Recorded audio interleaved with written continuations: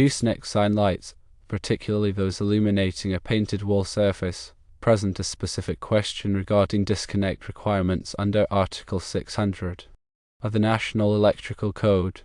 Article 600 of the NEC covers electric signs and outlines the regulations for their installation, wiring, and disconnects. The central issue revolves around whether the illuminated surface, in this case the painted wall, constitutes an electric sign. If the sign is not electric, Article 600 might not be applicable.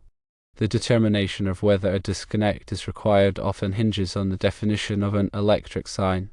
The NEC defines an electric sign as a fixed, stationary, or portable self-illuminated or externally illuminated utilization equipment with words, symbols, characters, or illustrations designed to convey information or attract attention.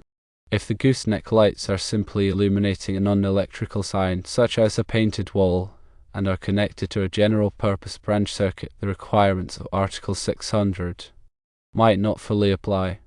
However, several other factors must be considered. Firstly, local amendments or interpretations of the NEC can vary. The authority having jurisdiction, or OJ, has the final say in interpreting and enforcing the code. It is always prudent to consult with the local HA to determine their specific requirements for sign lighting. Secondly, even if Article 600 does not strictly apply, other sections of the NEC might still govern the installation. For example, the branch circuit supplying the gooseneck lights must comply with the general requirements for branch circuits, including overcurrent protection, conductor sizing, and wiring methods. Additionally, the lights themselves must be listed and labeled for their intended use and installed according to their listing. Thirdly, the accessibility of the disconnect is crucial.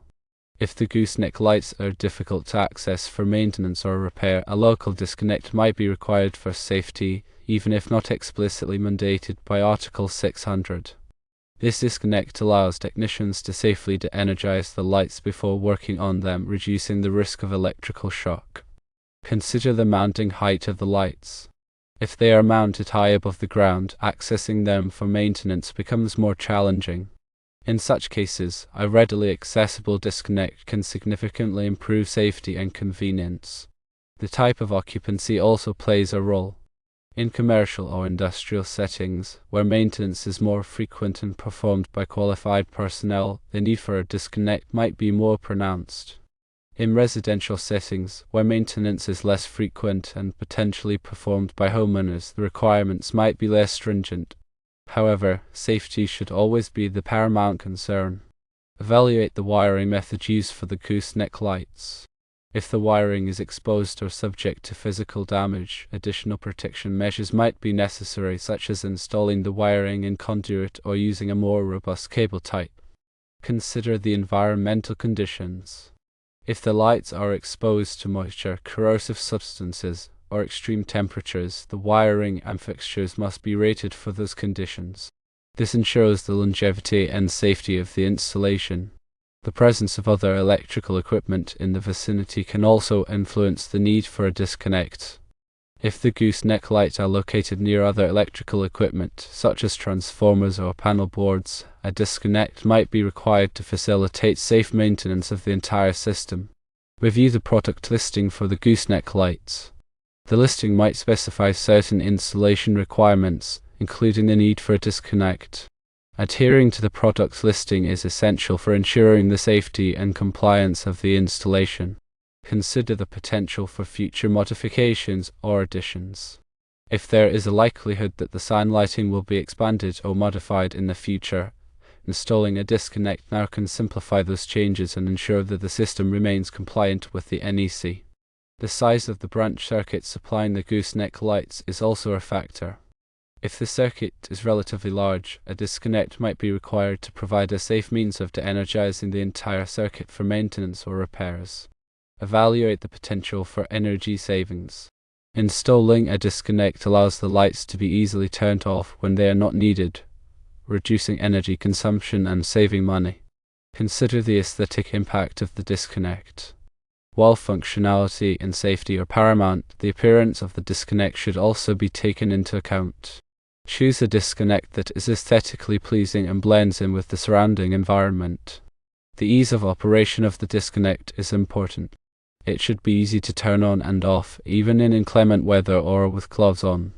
This ensures that the disconnect can be operated safely and efficiently. The durability of the disconnect is also a consideration. Choose a disconnect that is built to withstand the elements and provide years of reliable service. Consider the cost of the disconnect. While cost should not be the sole determining factor, it is important to choose a disconnect that is cost-effective and provides good value for the money. The availability of replacement parts for the disconnect is also a factor. Choose a disconnect from a reputable manufacturer that offers readily available replacement parts. This ensures that the disconnect can be easily repaired if it fails. Evaluate the potential for vandalism. If the disconnect is located in a public area, it might be susceptible to vandalism. Choose a disconnect that is tamper-resistant and difficult to damage. Consider the impact of the disconnect on the overall electrical system. The disconnect should be properly sized and installed to ensure that it does not overload the electrical system or create any safety hazards. The coordination of the disconnect with other electrical equipment is also important. The disconnect should be coordinated with the overcurrent protection devices to ensure that it properly protects the circuit in the event of a fault. Evaluate the potential for voltage drop. The disconnect should be installed in a location where it does not cause excessive voltage drop, which can affect the performance of the Goose-Neck lights. Consider the potential for electromagnetic interference. The disconnect should be installed in a location where it does not interfere with other electronic equipment. The grounding of the disconnect is also important. The disconnect should be properly grounded to ensure that it does not create a shock hazard. Evaluate the potential for corrosion. The disconnect should be installed in a location where it is not exposed to corrosive substances that could damage it. Consider the impact of the disconnect on the environment. Choose a disconnect that is environmentally friendly and does not contain any hazardous materials.